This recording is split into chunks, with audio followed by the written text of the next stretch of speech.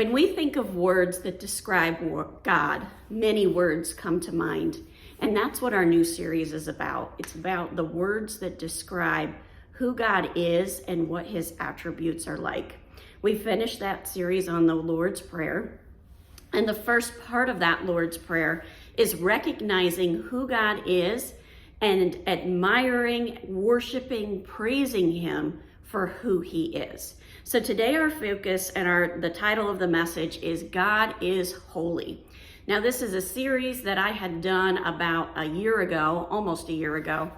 And the more I prayed about what to talk about next, the more clear it was to circle back to this.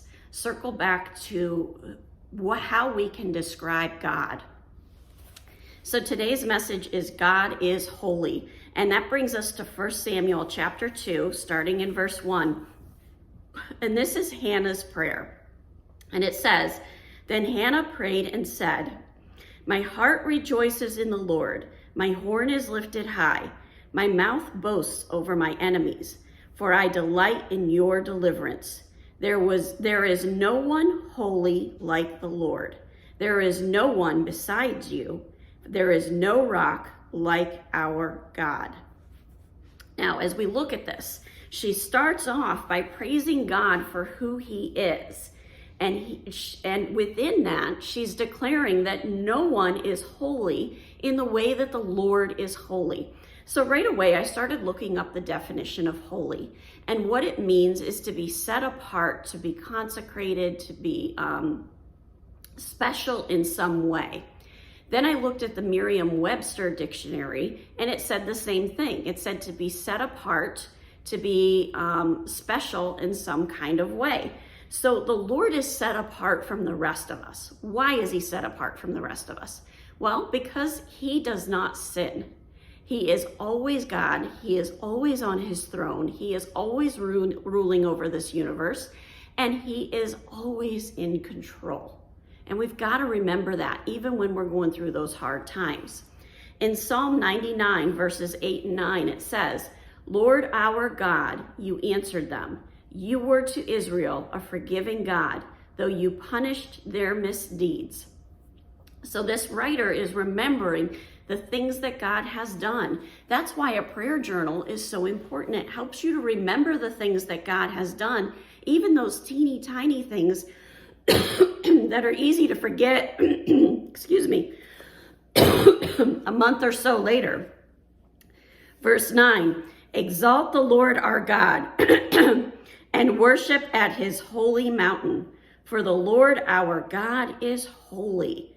And then when we go to Revelation chapter 4, starting in verse 8, we see the more of how this ends. And it says, "Each of the 4 living creatures had 6 wings and was covered with eyes all around, even under its wings.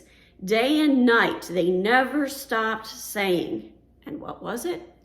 "Holy, holy, holy is the Lord God Almighty, who was and is to come."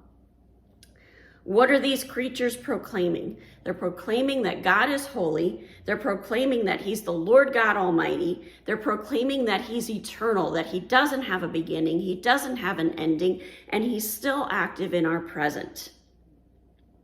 Whenever the living creatures give glory, honor, and thanks to him who sits on the throne and who lives forever and ever, the 24 elders fall down before him who sits on the throne and worship him who lives forever and ever. They lay their crowns before the throne and say, "You are worthy, our God, Lord and God, to receive glory and honor and power. For you created all things, and by your will they were created and have their being." He's worthy of that glory, honor, and power because of his holiness. Starting in 1 Peter chapter 1, verse 13. "Therefore, with minds that are alert and fully sober, set your hope on the grace to be brought to you when Jesus Christ is revealed at his coming. As obedient children, do not conform to the evil desires you had when you lived in ignorance. But just as he who called you is holy, so be holy in all you do. For it is written, Be holy because I am holy. We are called to be holy. We are called to be set apart. We are called to not fit in with this culture that's all around us and full of so much evil. It's okay that we don't fit in because that makes us a part of God's kingdom. It's okay that we see people downward spiraling. It's our job to tell them about who Jesus is and try to bring them back to Christ. But if they don't come, our job is to be that salt of the earth and remain holy. We are called to be holy because God is holy. And that's not a works-based thing. We are made holy because of our relationship with Jesus Christ. And because of that, we should want to live in a way that honors him, not living in a way that conforms with our society. Today is Friday, so I'm going to remind you there's no video tomorrow. Have a wonderful day. God bless, and keep walking the walk.